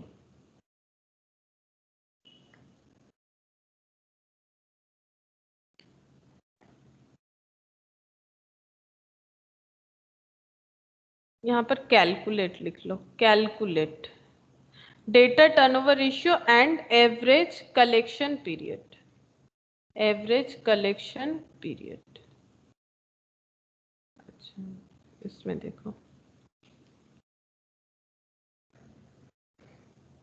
Debtor sorry credit sales, यहां पर लिखते हैं credit sales equal to 60,000, debtor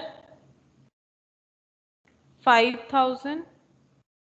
अच्छा, बिल्स रिसीवेबल, बिल्स रिसीवेबल 5,000। अच्छा, बताओ डेटर टर्नओवर रेशियो क्या हो जाएगा? डेटर टर्नओवर रेशियो का फॉर्मूला मैंने अभी तुम लोग को समझाया। हर एक टर्नओवर का ऊपर सेल्स होता है, नीचे उसका टर्नओवर का एवरेज होगा, जिस चीज का टर्नओवर हम लोग निकाल रहे हैं, तो एवरेज डेटर, ठीक है। लेकिन सेल में तो सिर्फ सेल नहीं होगा, क्या जुड़ जाएगा इसमें? Credit sale, because debtor related to credit sale. अब बताओ क्रेडिट सेल कितना है? 60,000। अच्छा, एवरेज डेटर कितना होगा? अगर हमारे पास कोई ओपनिंग क्लोजिंग नहीं है, देखो हमेशा एवरेज का मतलब होता है opening plus closing divided by 2, चाहे वो डेटर हो चाहे वो स्टॉक मैम हो। 6 टाइम। 6 टाइम्स आंसर, हाँ 6 टाइम्स। अच्छा, अब देखो अगर हमारे पास ओपनिंग क्लोजिंग गिवन नहीं है तो जो गिवन है वही हमारा एवरेज हो जाएगा, जो गिवन है वही हमारा एवरेज हो जाएगा। तो डेटर कितना है? 5,000 एवरेज डेटर, और debtor also includes bills receivable, then हम लोग 5,000 और ले लेंगे बिल्स रिसीवेबल वाला, तो 60,000 डिवाइडेड बाई 10,000। अच्छा, तो कितना हो जाएगा आंसर? 6 टाइम्स।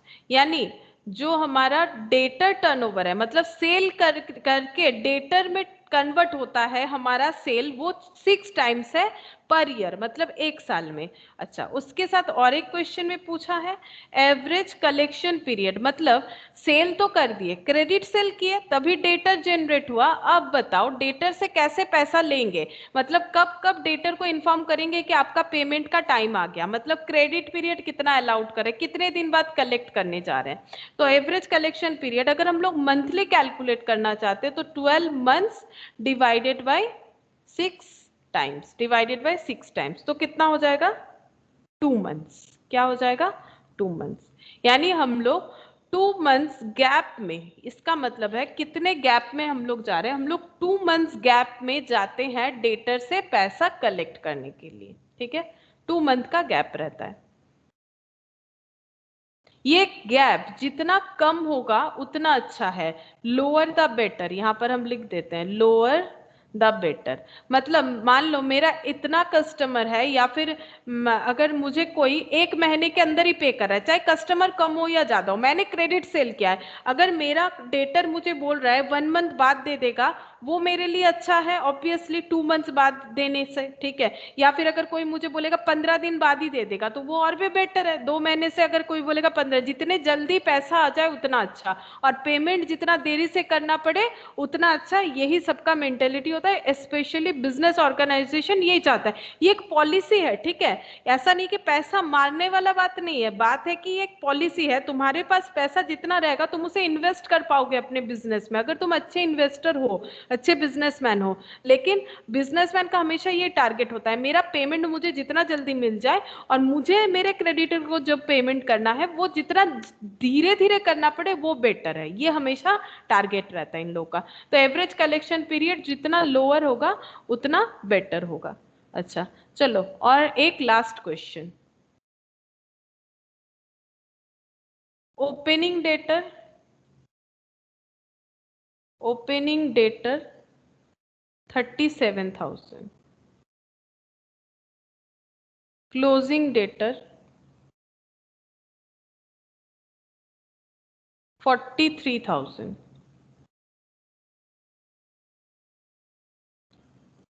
सेल्स 6 लाख,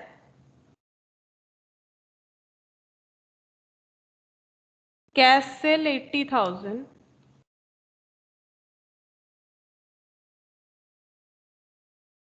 अच्छा इससे बताओ डेटर टर्नओवर रेशियो और एवरेज कलेक्शन पीरियड, सेम चीज पूछ रहे हैं, डेटर टर्नओवर रेशियो और एवरेज कलेक्शन पीरियड बताओ। तो डेटर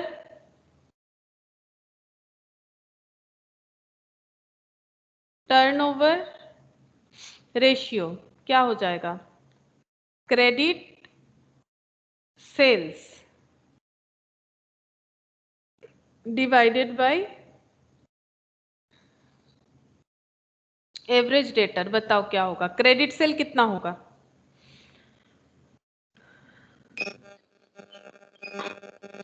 मैम 5,20,000। करेक्ट, 5,20,000, क्योंकि यहाँ पर देखो सेल 6 लाख, कैश सेल 80,000, यानी टोटल सेल। तो यहाँ से हमें माइनस कर देना चाहिए। क्रेडिट सेल कैसे कैलकुलेट करेंगे, ये रहा क्रेडिट सेल्स 6 लाख बता के रखा है सेल्स। अब सेल्स मतलब टोटल, जब कुछ नहीं बताया और कैश सेल अलग से बता दिया है तो 80,000 माइनस कर दो, 5,20,000 हो गया क्रेडिट सेल। अच्छा एवरेज कितना हो जाएगा, एवरेज डेटर 37,000, ओपनिंग है क्लोजिंग है मैम 43,000। 40। अच्छा 40,000। अच्छा इसका भी वर्किंग नोट प्रिपेयर करना पड़ेगा, ठीक है। ये वर्किंग नोट 1 यहाँ पर लिख देना है तुम लोग को, वर्किंग नोट 1 इस तरह से प्रेजेंटेशन होना चाहिए।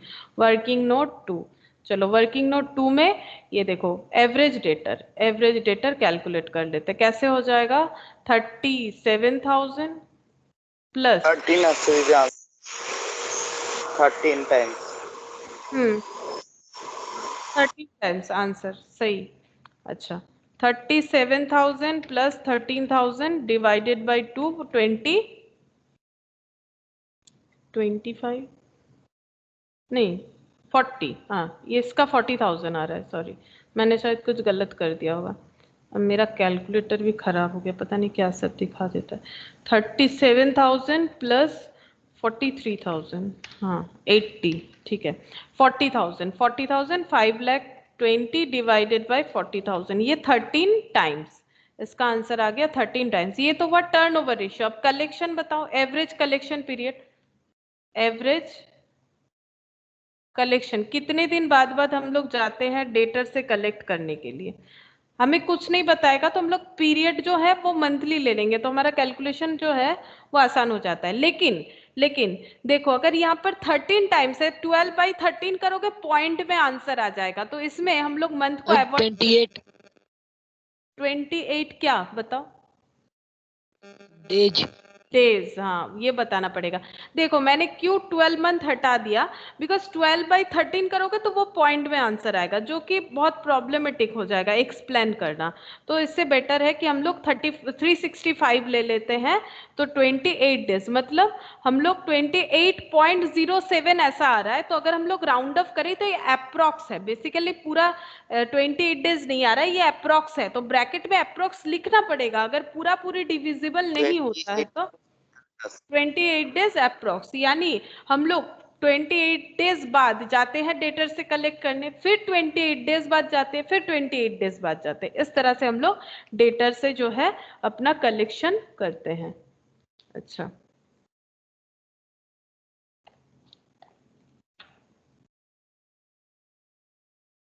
और एक हो जाएगा, चलो टाइम है, और एक क्वेश्चन करते चलो। Gross sales, gross sales debtor at the beginning, dater at the ending, sales return। अच्छा, यहाँ पर ग्रॉस सेल में लिखो 9 लाख और 7,50,000, 2 साल का डेटा दिया हुआ है। 7,50,000 ये ईयर 1 और ये year 2। Debtor at the beginning 83,000 और यहाँ पर 1,17,000, 1,17,000। अच्छा, यहाँ पर 1,17,000 और 83,000 और यहाँ पर 1 लाख सेल्स रिटर्न और यहाँ पर 50,000। ठीक है, यहाँ पर 50,000 हो गया। अच्छा, कैलकुलेट क्या करना है? Debtor turnover ratio, debtor turnover ratio year 1 के लिए और ईयर 2 के लिए। चलो ईयर 1 के लिए बताओ क्या होगा। डेटर टर्नओवर रेशियो मतलब एवरेज डेटर, और यहाँ पर क्या आ जाएगा, ऊपर क्या आ जाएगा, क्रेडिट सेल्स। बताओ क्या होगा आंसर? एवरेज डेटर का आंसर क्या होगा, क्रेडिट सेल का आंसर क्या होगा इसका? वर्किंग नोट बनाओ। वर्किंग नोट नंबर 1 किसका बनाए? क्रेडिट सेल का। चलो बताओ क्रेडिट सेल कितना होगा?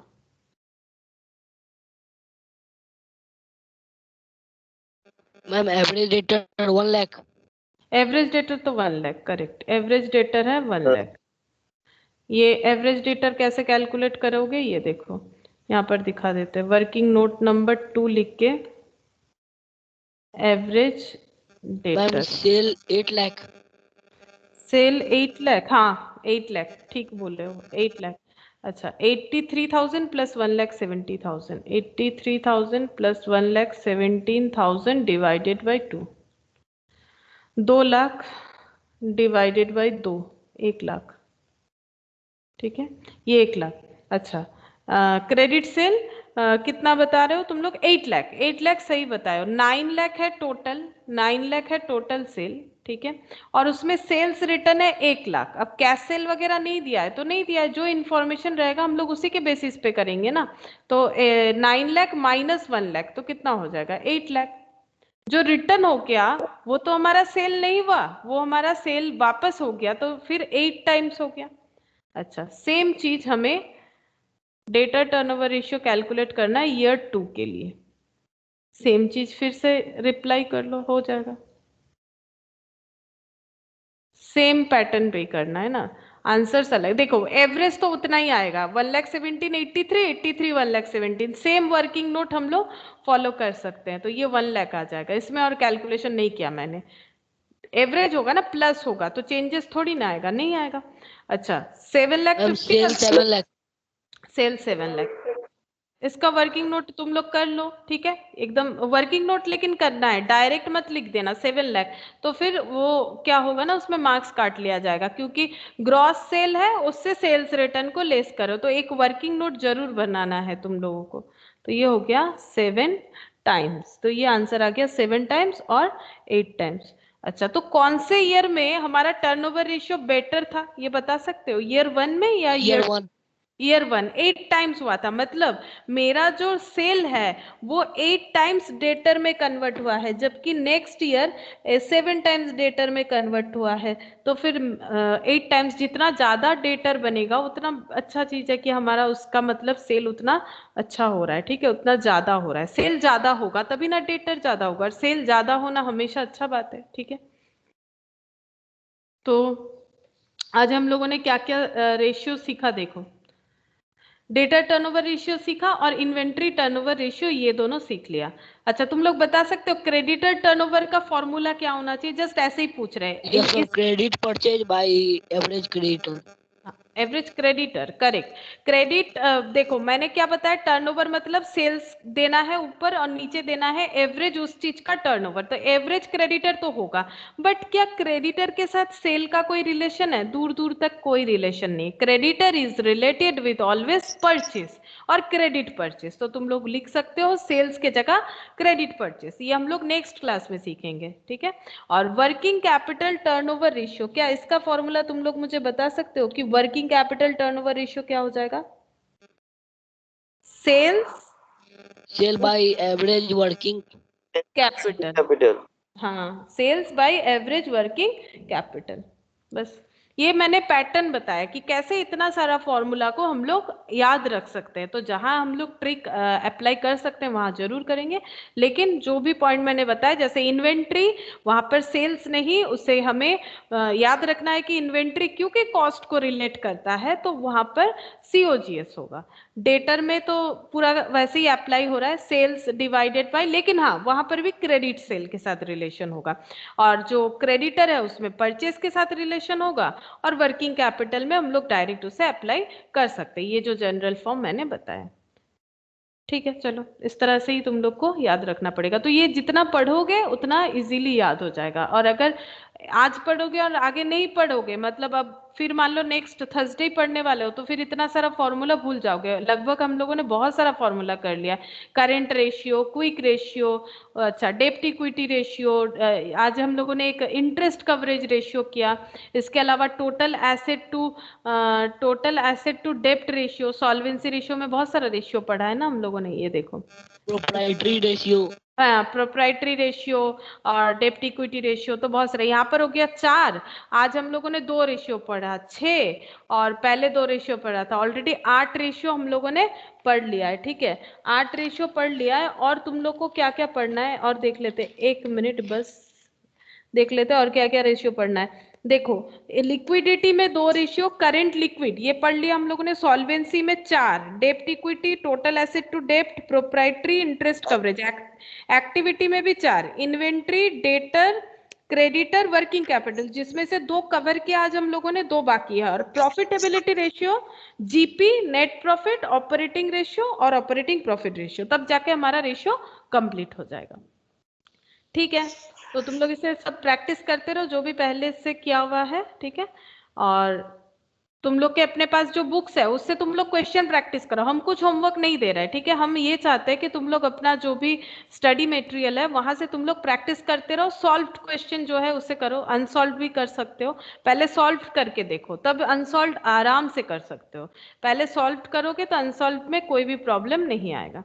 और नेक्स्ट क्लास में कर लिए, कर लियो, बहुत अच्छा बात है, करते रहो क्योंकि तुम लोग का एग्जाम पास आ जा रहा है, ये हम और अलग से क्या बोले, ये करना तुम लोग का रिस्पॉन्सिबिलिटी है। और कुछ अगर प्रॉब्लम होता है तो वो सॉल्व कर देना मेरा रिस्पॉन्सिबिलिटी है, तो अगर प्रॉब्लम होगा तो मुझसे पूछो, हम बता देंगे। ठीक है, आज हम लोग इतना ही करते हैं, नेक्स्ट क्लास में फिर इसका आगे का जो भी बाकी है वो कर लेंगे।